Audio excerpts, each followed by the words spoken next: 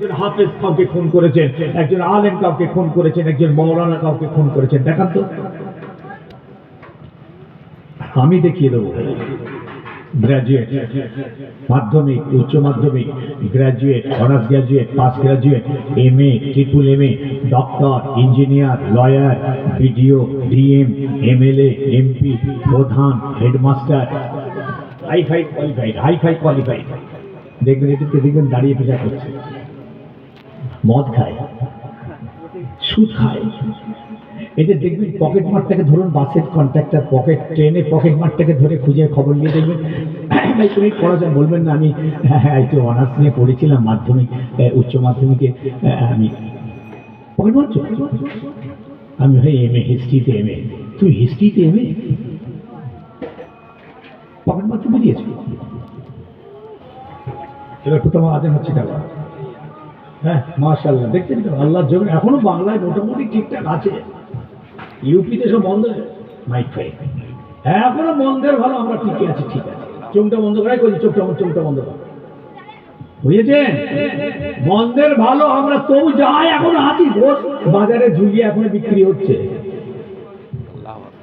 ফুটপাতে রাস্তায় এখনো নামাজ পড়ছি আমরা তো বেশিরভাগ টোল ট্যাক্সে নামাজ পড়ি, মাগরিবের নামাজ, ওই রোড, হাই রোডের মাঝখানে আল্লাহ গাড়ি ঘুরিয়ে যাচ্ছেন, যে দিক দিয়ে পারিস চাপা দিয়ে চলে যাবে, শহীদ হয়ে যাবে। মন্দের ভালো আছি না নেই? সব ভালো না, একদম ভালো বলতে পারবো, তবু ইপিটার উপিট মোটামুটি। এই যে মাইকগুলো বাজছে, আপনি বাইরে যে খবরে দেখেন তো, সব মাইক না দিয়েছে, ইমাম সাহেবকে ধরে মারছে, জানেন? আইলাম মোহাম্মদ সাল্লাল্লাহু আলাইহি ওয়াসাল্লাম বলেছি বলে আমি আমার নবীকে ভালোবাসি, এই তো আমার নবীকে আমি ভালোবাসতাম, ছেলেগুলোকে জেলে ভরে দিয়েছি। কোথায় আছি আমরা? ব্রিগেডে, বাংলা তো ঢুকে গেছে বিষ, ব্রিগেডে প্যারিস বিক্রি করা ছেলেটাকে ভেঙে চুরে মেরে তসনস করে দিয়েছে, খালি মুসলমান বলে। আমাদের অনুষ্ঠানে তো কত হিন্দু ভাইরা আসে, এই আমাদের হুগলিতে ইজতেমা হয়ে গেল 3 দিন, লক্ষ লক্ষ লক্ষ মুসলমান ওখানে হাজির হয়েছিলেন। কত হিন্দুরা জমি দিয়েছে জানেন, মিষ্টি খাইয়েছে, পানি খাইয়েছে, কত হিন্দুরা দোকান করেছে। আমি খবর নিচ্ছি যেখানে কিভাবে কি হলো। তাহলে এরা উগ্র হিন্দু বদমাইশেরা, এরা দুশ্মন আমাদের।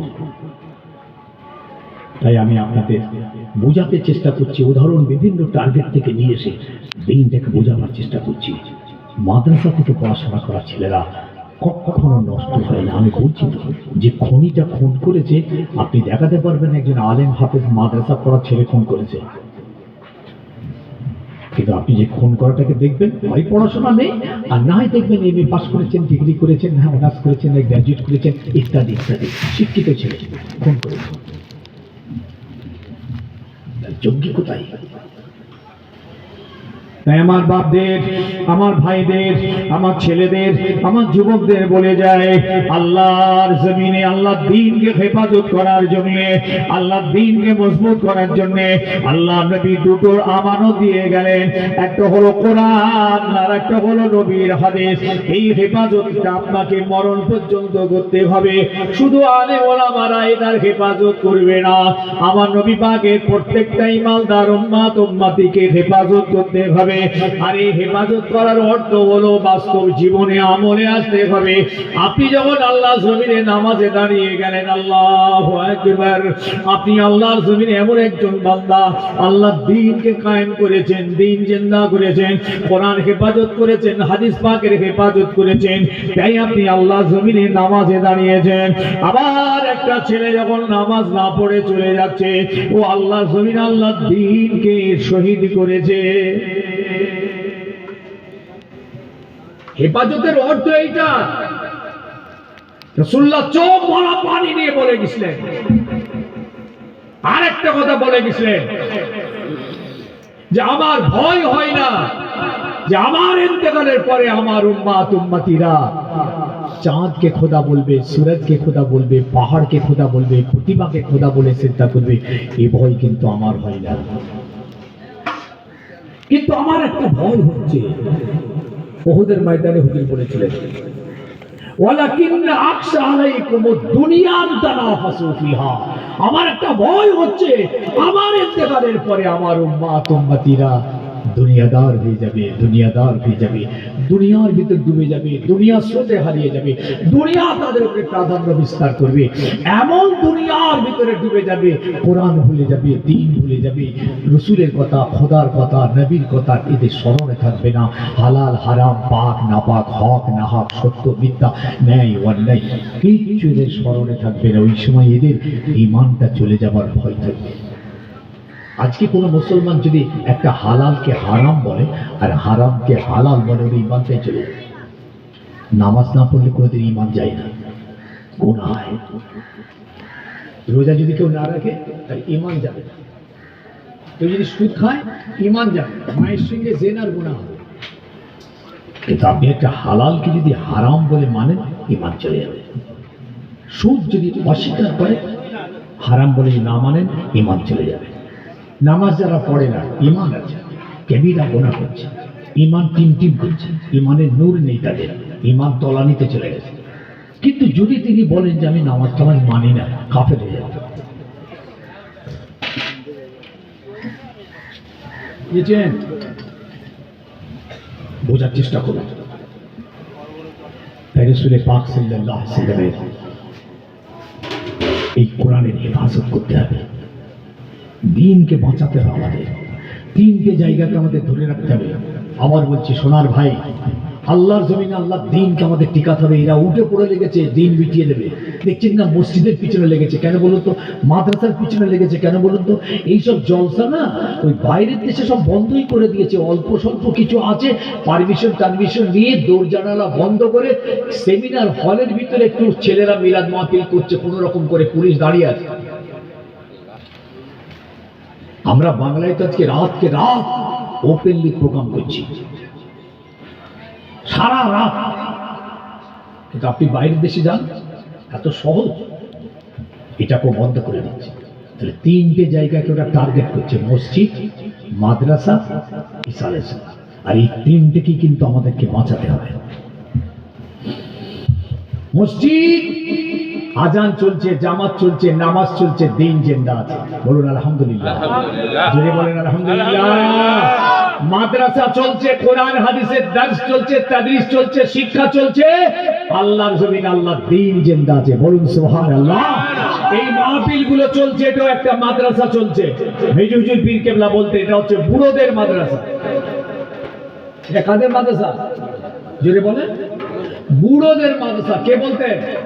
মেজর হুজুর পীর কেবলা বলতেন, বাবা ছেলেদের মাদ্রাসা ওইটা, এটা হচ্ছে মুরব্বীদের মাদ্রাসা। এইখানে আলেম এসে কোরআন হাদিসের দিন শরীয়তের কথা বলবে, তোমরা শুনতে শুনতে শুনতে শুনতে আল্লাহ করে তোমরা আলেম হয়ে যাবে, আলেম হয়ে যাবে, আলেম হয়ে যাবে। আলেম মানে জানে না, আলেম মানে কি? জ্ঞানী। খালি মাদ্রাসায় 18 বছর ধরে পড়াশোনা করে যেমন জ্ঞান অর্জন করে, আর আপনারা জলসায় বসে বসে ওয়াজ শুনে শুনে জ্ঞান অর্জন করেছেন। আপনারাও আলেম হয়ে গেছেন, আপনারাও জ্ঞানী হয়েছেন। কোনটা জানেন না বলুন তো? যদি শরীয়তের কোন হুকুমটা আপনি জানেন না, জান্নাতে যাওয়ার জন্য, জাহান্নাম থেকে বাঁচার জন্য ইনশাআল্লাহ আমরা যতটা জ্ঞানের দরকার, এই মাহফিল শুনে শুনে, মাহফিলে বসে বসে সেই জ্ঞান আমাদের অর্জন হয়ে গেছে।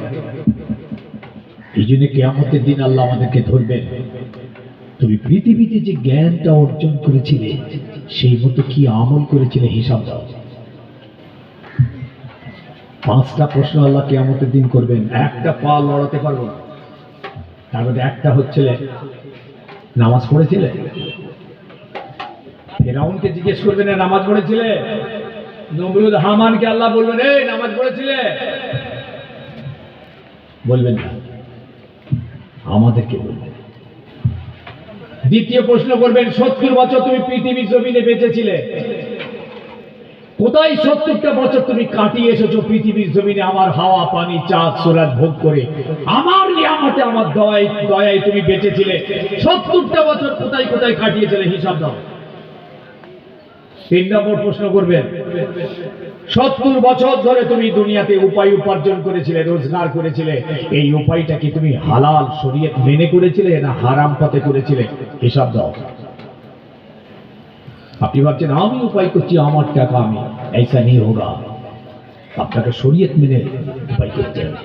আর এই শরীয়ত মেনে উপায় উপার্জনটা করতে গেলে শরীয়তের জ্ঞান থাকতে হবে, দ্বীনের জ্ঞান থাকতে হবে, হালাল হারামের জ্ঞান থাকতে হবে, হক নাহাক পাক নাপাকের জ্ঞান থাকতে হবে। এই জ্ঞান অর্জন করতে গেলে দুটো প্ল্যাটফর্ম, একটা হলো মাদ্রাসা শিক্ষা, আর একটা হলো এই মাহফিলে বসে বসে আপনারা শিখেছেন। আজ যদি আপনারা জিজ্ঞেস করেন ভাই মদ হালাল না হারাম, সবাই বলবেন হারাম। বলবেন না? বলবেন না? একটু হোহা দেন, বলবেন তো? কোথা থেকে শিখলেন আপনি মদ হারাম? ওই আপনি কোরআন দেখান তো, কোথাও মদ হারাম লেখা আছে? হাদিস দেখান তো। আপনারা বলবেন হুজুর, এই আলেম ওলামা হুজুররা জলসায় বলতে শুনে শুনে শিখেছি। ঠিক তো? সুদ যে হারাম, কোথা থেকে জানলেন আপনি? চুরি করা হারাম, কোথায় পেলেন? দাড়ি পাল্লাই মাল খরিদ্দারকে জেনে বুঝে ইচ্ছা করে কম দেওয়া হারাম, ব্যবসা হারাম, কোথা থেকে শিখলেন? আপনি কোরআনও বলতে পারবেন না, হাদিসও বলতে পারবেন না, কিন্তু জ্ঞানটা সঠিক। এখানে এইটা আল্লাহ পাক জিজ্ঞেস করবেন, তোমরা দুনিয়ার জমিনে যে জ্ঞান অর্জন করেছিলে সেই মতো কি আমল করেছিলে, আজকে হিসাব দাও। আজকে 65 বছর ধরে ওয়াজ শুনছেন আপনি, হ্যাঁ মিয়া 65 বছর ওয়াজ শুনছেন, এই বয়সে আপনি 20,000 আলেমকে পার করে দিয়েছেন। 65 বছরের ওয়াজের মাহফিলে বসে বসে 20,000 আলেমের ওয়াজ শোনা তার হয়ে গেছে, এখনো পর্যন্ত আপনাকে নামাজ পড়াবে যায়নি। মারা গেছে, আপনাকে মিথ্যা ছড়ানো যায়নি, আপনাকে রোজা রাখানো যায়নি। কিয়ামতের দিন আল্লাহ জিজ্ঞেস করবেন, তুমি তো জ্ঞান অর্জন করেছিলে। 4 নম্বর প্রশ্ন, উপায় তো তুমি করেছিলে, খরচটা কোন পথে করেছিলে, হালাল না হারাম? ভাই এরকম কথা কি একটু অসুবিধা হচ্ছে নাকি? ঠিক ঠিক বলছি তো? এরকম বলবো নাকি না ঝড় তুলবো? ঝড় জানেন তো? ঝড় আওয়াজ বুঝে? সে নিজেই জানে না, বক্তা নিজেই জানে না সে কি বলছে। একে বলে ঝড় আওয়াজ, একে বলে প্যাটের আওয়াজ, একে বলে মুখস্থ করা আওয়াজ, একে বলে ক্যাসেটের আওয়াজ। এই মাথায় রিল শুরু হলো, একদম ওরা দল শেষ হয়ে গেল। আমার ক্যাসেট শেষ, বলে ওয়াজও শেষ, সমাজ বাঁচবে না। এবার আল্লাহ বলবেন, খরচটা কোন পথে করেছে, হালাল পথে না হারাম পথে? তখন ফলো করো তো হয়ে গেল। আমার তো গরম হতে 1 ঘন্টা লাগে, তারপর তো ওয়াজ কিন্তু হলেই 1টা বেজে গেছে, দেখতে দেখতে আবার 2টোই শেষ হবে, আর খাওয়া দাওয়া করতে হবে, সব ক্ষুধার্ত অবস্থায় বসে আছে, দাওয়াত হয়েছে, মেহমানদারি হবে, মাথা খারাপ। এখানে গিয়ে ওয়াজ শোনানো যায় না? ওয়াজ শুনতে ভালো লাগে না। ভাই সাহেব, কোথায় কোথায় খরচ করেছিলে, হালাল পথে না হারাম পথে, হিসাব দাও। এরপরে আল্লাহ আরেকটা প্রশ্ন করবে, তোমার বার্ধক্য বয়সটা আমি ছেড়ে দিলাম, যাক বুড়ো বয়স হয়ে গেছিল, আচ্ছা আমি বাদ দিলাম। আর তোমার কিশোর কালটাই 12, 14, 16, 18, 16, 15, 13, 14, আচ্ছা এটা বাদ দিয়ে দিলাম। মিডিলে যে তোমার জওয়ানির টাইম আছে, 14, 15 থেকে নিয়ে 40 পর্যন্ত, এই বয়সটা তুমি কোথায় খরচ করেছিলে, হিসাব দাও।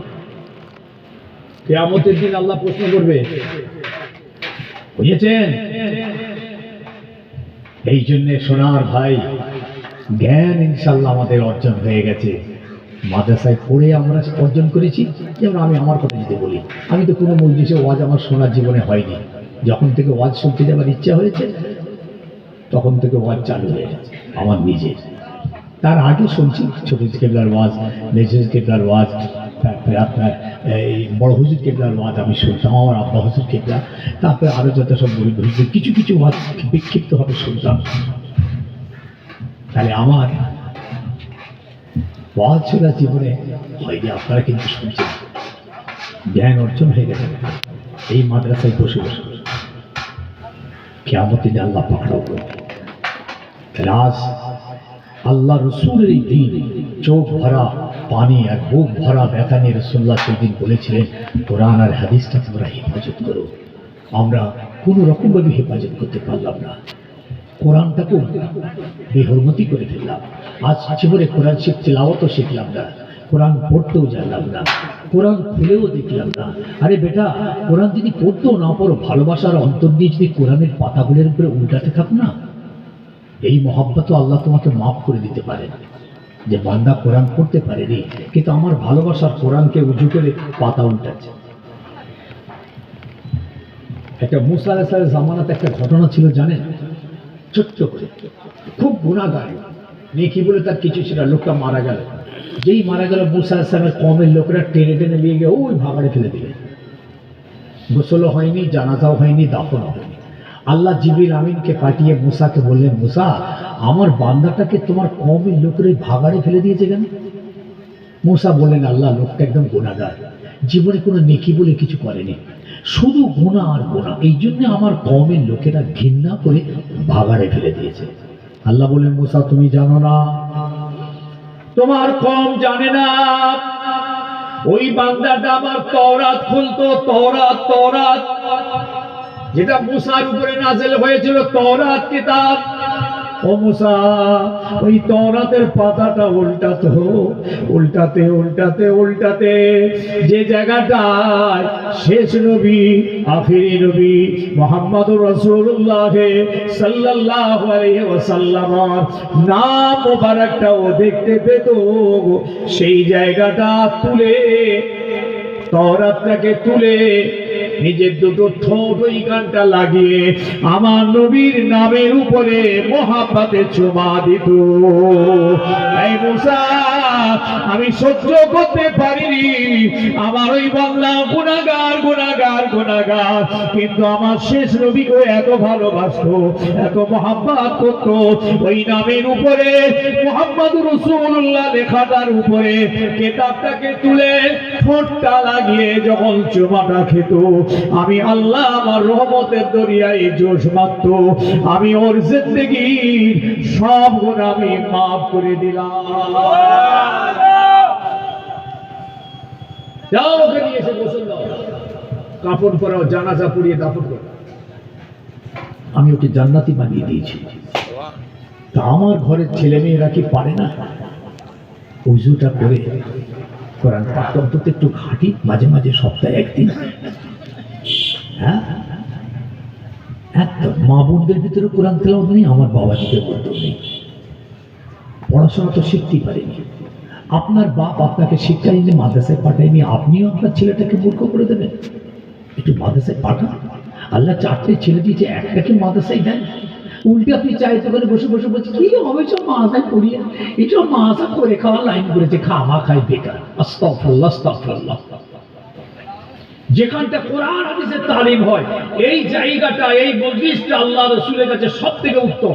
যেখানটায় ওয়াজ হয় তার থেকে, যেখানটা জিকির আজকার হয়, মুরাকাবা মুশাহাদা হয়, ওই জায়গাটা থেকে যেখানটা কোরআন হাদিসের তালিম হয়, সেই জায়গাটা আল্লাহ রাসূলের কাছে সবথেকে উত্তম। আল্লাহ নবী একটা মসজিদে ঢুকলেন, মসজিদে ঢুকে দেখছেন একদিকে কোরআন হাদিসের তালিম চলছে, শিক্ষা চলছে, আর একদিকে জিকির আজকার মুরাকাবা মুশাহাদা হচ্ছে। হুজুর ওখানটাই গেলেন না, এই কোরআন হাদিসের তালিমে ধরে বসলেন। সমাজ তৈরি হবে কোথায়? সমাজ পরিবর্তন হবে কোথায়? সমাজের ভিতরে চেতনা আসবে কোথায়? মানবিক হবে কোথায়? দিনদার হবে কোথা থেকে? যার মধ্যে দ্বীনের শিক্ষা থাকবে। এই যে রাসূলুল্লাহ বলেছেন কি জানেন, একটা জামানা আসবে, সমস্ত আলেমে দ্বীনদেরকে আল্লাহ তুলে নেবেন আসমানে। ইউরফাউল ইলমা বিকাবসিল উলামা, আলেমদেরকে আল্লাহ পাক মৃত্যু দিয়ে দেবেন। বড় বড় আলেম, আপনি দেখুন তো এই এলাকায় বড় আলেম দেখান তো একটা, সব চলে গেল। জালালি সাহেব হুজুর চলে গেছে, তারা সাহেব যারা চলে গেছে, আলেমরা আছে কই দেখান না? একটা আলেমের দিন দেখান, আলেমে হক। এমনি আলেম মাওলানা অনেক পাবেন, চায়ের দোকানে বসে আছে, রাস্তায় ঘুরছে, এখানে বসে আছে, ওসব মৌলবী না। যে মাওলানার কথা আল্লাহ পাক বলেছেন আলেমের দিন, যার ভিতরে কোরআন হাদিসের ইলম আছে এবং আমল আছে, ইনি হচ্ছেন আলেম। কোরআন হাদিসের ইলম আছে এবং আমল আছে, ইনি হচ্ছেন আলেম। এনার ভিতরে অহংকার থাকবে না, তাকাব্বুরি থাকবে না, ফখর থাকবে না, আমিত্ব থাকবে না, লোভ থাকবে না, হিংসা থাকবে না, হাসাদ থাকবে না, রাগ থাকবে না, ইনি তো আলেমের দিন। এর ভিতরে তাকওয়া থাকবে, পরহেজগারি থাকবে, খোদাভীরতা থাকবে, ইনি আলেমের দিন। দেখান না পশ্চিম বাংলায় আপনি এরকম একটা আলেম, সব আল্লাহ তুলে দিয়েছেন।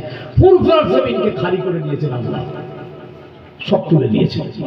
দেখান আপনি, দাদা পীর কেবলাকে তো আমরা দেখিয়ে নিই, 5 হুজুর কেবলার ভিতরে 4টেকে আমরা পেয়েছিলাম, সেটাও আল্লাহ তুলে দিয়েছেন।